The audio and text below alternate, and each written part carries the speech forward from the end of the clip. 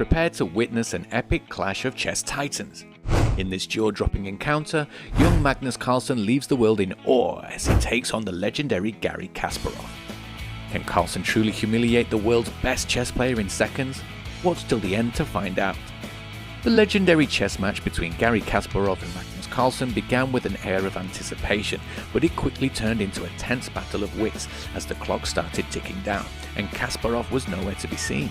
When he finally arrived, it was evident that he had lost precious time on the clock. Nevertheless, the game was on, and both players were ready to display their skills and strategies on the chessboard.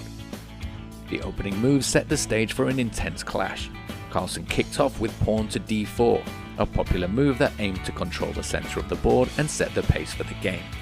Kasparov responded with pawn to c6, a move known as the Slav defense, which was a solid choice to counter Carlsen's opening and maintain a solid defense. Kasparov moved his knight to d7 and the game transitioned into a queen's gambit decline. Carlsen continued by pushing his pawn to e3, strengthening his defense of the central squares which are crucial in chess. Ever the strategic thinker, Kasparov placed his queen on a5, pinning Carlsen's knight on c3 and forcing him to defend the pin by moving the other knight to d2.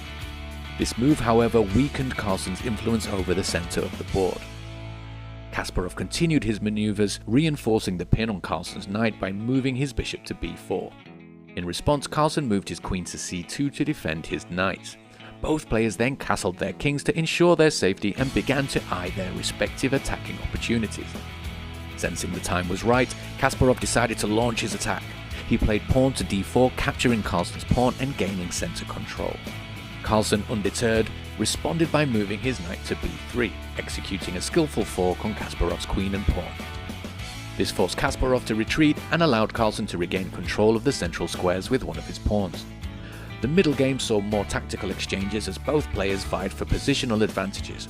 Carlsen managed to position his bishop on c4, a strong square that put pressure on Kasparov's position.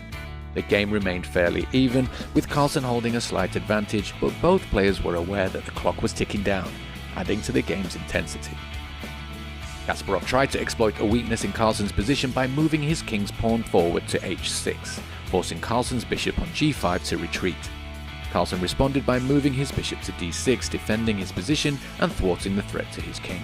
This move was crucial in preventing an instant checkmate, as Kasparov could have delivered a checkmate with his queen on h2 had he been given the opportunity.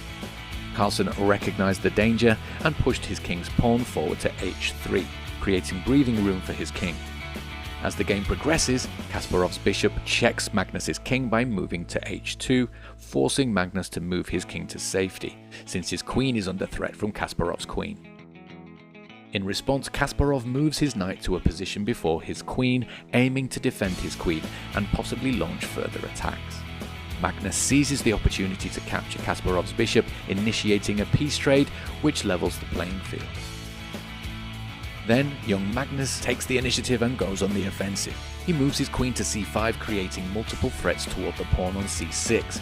Magnus's aggressive play forces the players into an intense exchange of pieces, where he manages to come out one piece ahead and also threatens to trade his knight for Kasparov's rook on d8. As the game progresses, Magnus maintains a highly active and aggressive position against the world champion.